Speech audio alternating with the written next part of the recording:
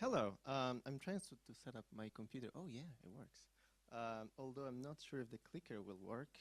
So, yeah. I mean, worst case, I'll be sitting here. Let me see.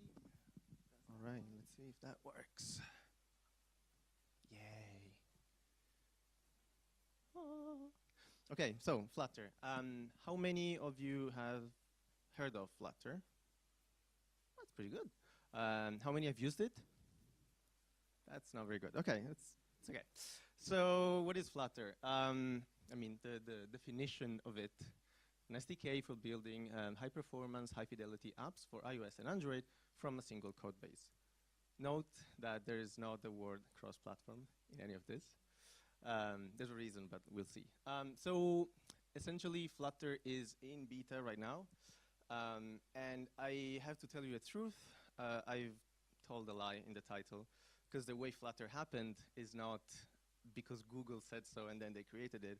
It sort of happened by accident. A few senior engineers were trying to optimize Chrome, and they stumbled upon like this block because HTML and CSS as a system, they were not designed for performance.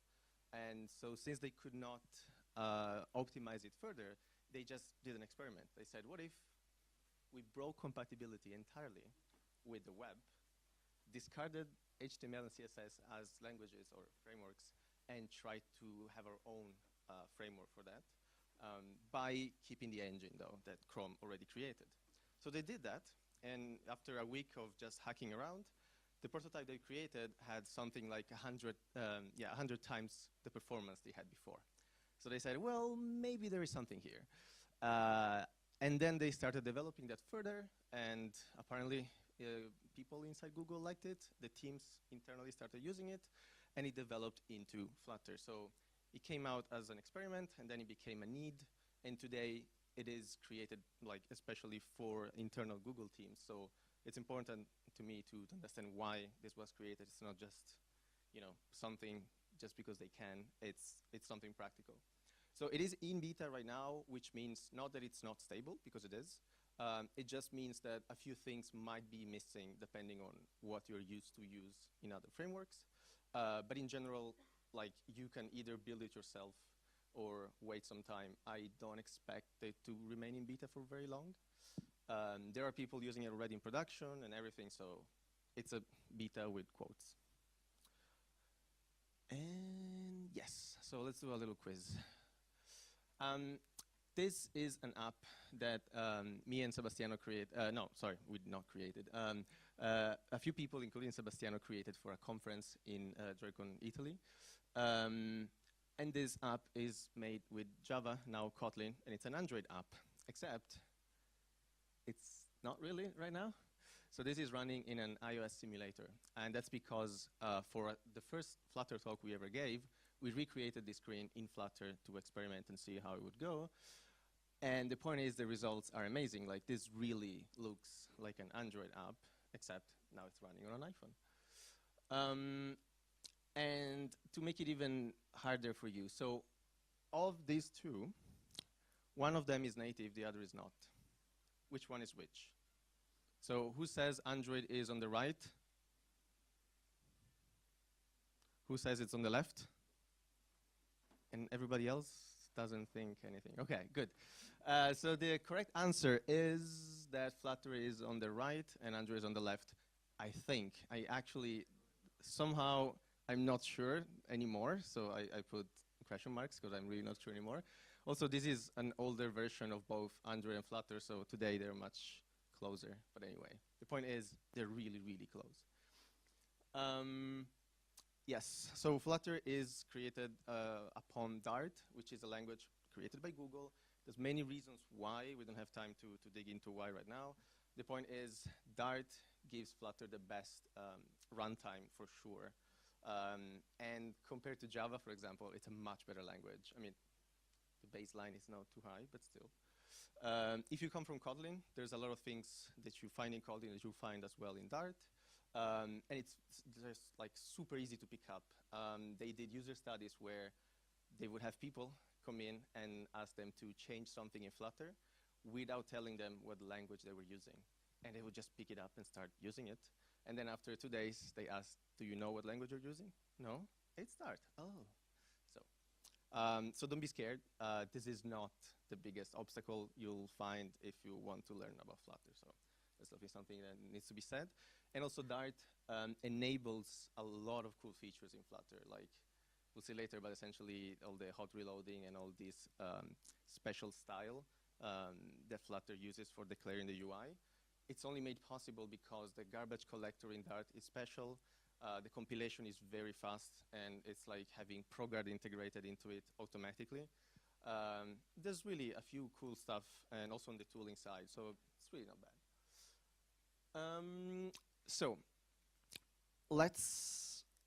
Okay, this is probably one of the most, the deepest things. I don't want to go too deep because I know we don't have much time, but essentially, Flutter in general, as a principle, is extremely structured and layered. The idea is that you should be able to change anything. If there's any layer that you don't like or you want to go as low as the engine itself, you can change that. It's not a problem. So there are many layers. At the lowest point, you find the engine, which is pretty much this modified Chrome engine that we said before. This is the only part that is in C++. It has Kia, the 2D rendering library you might have heard of. It's the same that Chrome uses, of course, Android uses, and other projects. It's also open source, also made by Google. And it has been optimized a lot lately, especially for rendering over like hardware accelerated and other things. And the version you'll find here is a different version than the one you find in Android, because Android has different constraints and has a slightly modified version of it. This is more like the proper Skia version. And then, of course, it does text. It's actually not Blink anymore, or at least it will not be Blink whenever the refactoring is completed. But the point is, text is very complicated. So you definitely want like the native part to handle that. And this is done perfectly. You don't even have to think about it. So it's pretty good. Apart from that, there's all Dart all the way up. So the lowest layer, it's called Dart UI. If you access that layer directly, you're pretty much drawing on a giant canvas. So the entire app is a canvas. You can only draw on it. There's no layout. There's no weird things going on. It's all manual. If you need to do that, you're creating a game or something, sure, you can do it. It's fine. On top of that, there's the rendering layer. The rendering layer is much more similar to what Android is, for example. You have these render objects, which are similar to views on Android. They are heavy and mutable, and you don't want to recreate them often, and you want to change properties as little as possible, because every change leads to a redraw, essentially, and it's expensive, okay? It also does layout, following the box model similar to the CSS world, where the children get some sort of constraints from the parents, where it's like, what is the minimum width, the maximum width, the minimum height, the maximum height, and then in turn, they return what size they would want to be, and the parent takes care of positioning them everywhere, etc. On top of that, though, is the really nice part. The widgets layer is the real deal. So they built a system which is very similar to what React does, if you are familiar with it, where you just declare your UI. So whenever state changes, you are invoked in a special build function, and you're supposed to return from this build function an immutable tree of widgets. These widgets are not your UI. They just describe what you would want to display in your UI. But the point is, creating those objects is very fast and very light. So you can invoke this function every single time and diff the result between the previous invocation and see exactly what changed, and the system automatically updates the rendering layer in like the most efficient way, essentially. And it's a pleasure to use, because normally, if you do the classic mutable version of this, you would have to create these objects once, keep them there, and every time your state changes, you would have to manually update things and keep them in sync. So you have these two phases. First you create, and then you update. In Flutter, you don't have two phases. You have one phase. You always submit things as if you were creating them new, but in reality, you're just binding the state over and over, and it's super efficient, and it's so good. It removes a lot of bugs, and it's really, really nice. On top of that, they created these two branching styles, I want to call them. The material layer and the Cupertino layer. You can guess what that is. They mimic material design on one side and iOS things on the other side. The material one is much more comprehensive right now. They want to have feature parity eventually so that you can create any component by making it look exactly like native. The point is, it's so easy to create things in Flutter that if you're missing something, you can just create it yourself.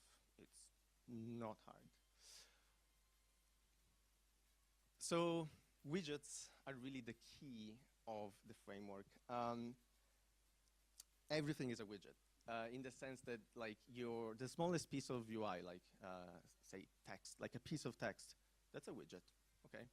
You compose that, it becomes a button, that's a widget, sure. And then you go on and on. An entire layout is a widget. Accessibility is a widget. Your entire screen is a widget, and even your entire app is a widget, which is crazy, but it's really nice and it composes really well. Again, we don't have time to go too deep, but I want to show you how more or less like the two main kinds of widgets you'll find, just to show you how easy it is to create UI. There's two kinds. Oh, yeah, sorry. There's many widgets, because widgets, you don't generally extend them. Like, sometimes you extend them, but mostly you compose them. So in your build function, you just return more widgets as if they were Lego blocks, and you were just adding more and more, right? And so because of that, there's a lot of widgets, and they are very, very generic. So like, what this gives you is that you, as a library creator, you don't have to think about all the possible customizations that users might want to do. You just do one thing really well, really small, and people compose that behavior over and over, which is great. So it might seem intimidating at the beginning, but it's actually very easy because some of the widgets are like center. So if you wrap something in a center widget, it's centered. If you wrap something in a padding widget, it gets padding, you know. But that means that if you create a layout, you don't have to think about padding anymore, because you can just have your children be wrapped into padding, etc. So it's really good. And yeah, so the two kinds, stateless and stateful. The name is extremely misleading. Like, widgets are always stateless, but you need to have state at some point. In order to be efficient, you don't want to recreate the entire tree every single time. Because you could have your state at the very root of your application, and every time anything in the application changes, you can redraw all the widget tree. You can do it, it works for simple cases, it's just not very efficient. So the stateful widget introduces the concept of being able to invalidate one subtree and diff only that one. That way, it's much more efficient, and you can do whatever you want. Just as an example, this is a stateless widget. That's all there is. You have one class, you override a method, which is your build function. The build context does a lot of things, but essentially tells you where you are in the tree. Because a widget, again, is immutable, so you can reuse it as many times as you want. We can create a constant widget and keep adding it to the tree, and it will produce different, let's say, views, although the widget is the same. Because again, the widget is just a description of something. It's not the actual thing.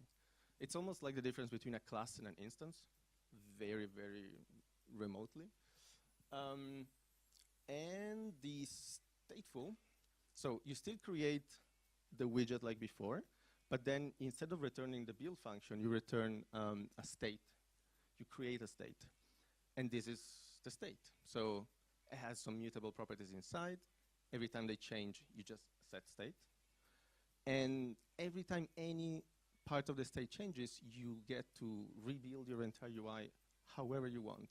This is a simple case, of course, but having your UI as dynamic as this, it's a huge win. Yeah, so that's it.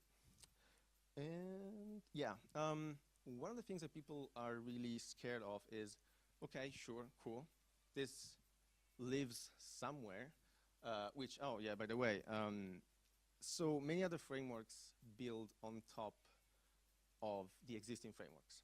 So for example, React Native essentially decides how to display your UI, but then what it does to render it is that it puts together the system, the host widgets, to create that UI, right? Flutter doesn't. Flutter draws directly on the screen. So of course, it's in a way completely native. It's like a game engine for apps, right? But then what happens if you need to communicate with the host system to do anything? Either you have some code that lives there and you cannot port it to Dart, or you need to access some sensors that are normally not available, or whatever use case, you definitely can.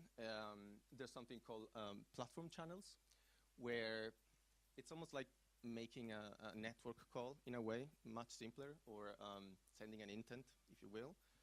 It does all the marshalling and crossing of the bridge for you, so it's really easy to use, all asynchronous, easy.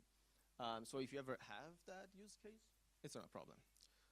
Now, oh, and you can even bundle, if you write some code that does the wrapping, you can bundle that as a plugin for either one or both platforms, and then you can ship that, and people can just import that plugin and use it as if it was just part of the system. They don't even notice that it crosses the bridge, so that's good. How is performance though? Because this is doing a lot of things. All this building, every frame, it's actually super smooth. They aim at 60 frames per second every time. And unless you are really doing something not really efficient, it does work like that. You can make it lag as everything, but it's just so much easier to get consistent performance over other systems. Because of the garbage collection, because of how things are structured, because of how the API puts you in the right position to make the right decisions at the right time, for example. One of the things they started doing lately is that they pause the garbage collection if they know that there's an animation running, for example, which is wow.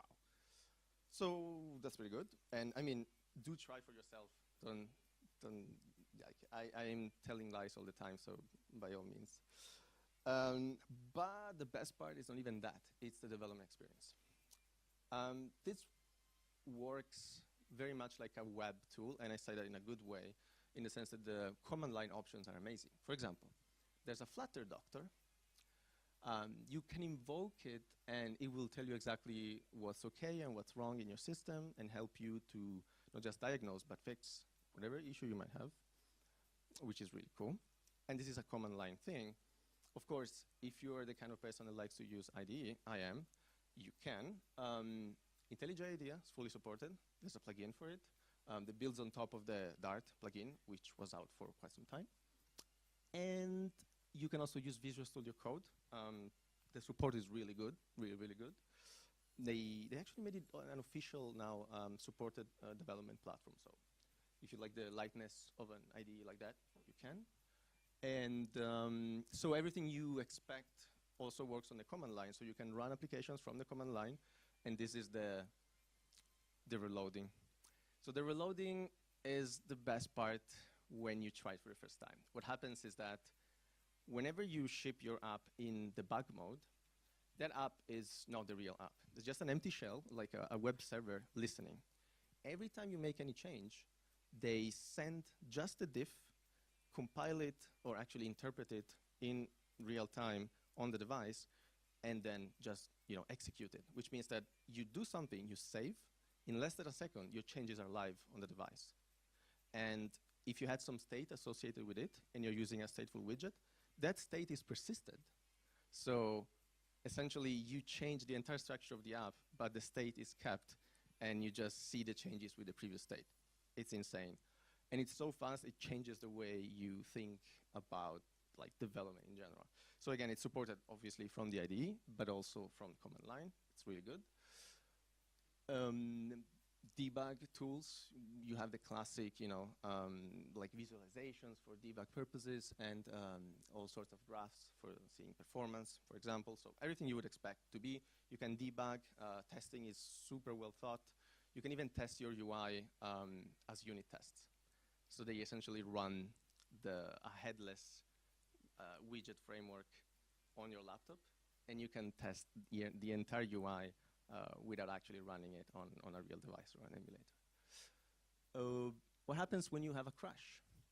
This is, oh yeah, I am out of time. I have 15 seconds. Anyway, crash in the IDE, crash in the device. I got a heart attack the first time I saw this. If you fix the crash, the state is kept, so you don't even lose state. That's crazy. As I thought, I don't have time for this, so that's great. This is me. Those are the slides. If you want to get them, there's a placeholder right now, but they will be there soon. Done. Thank you.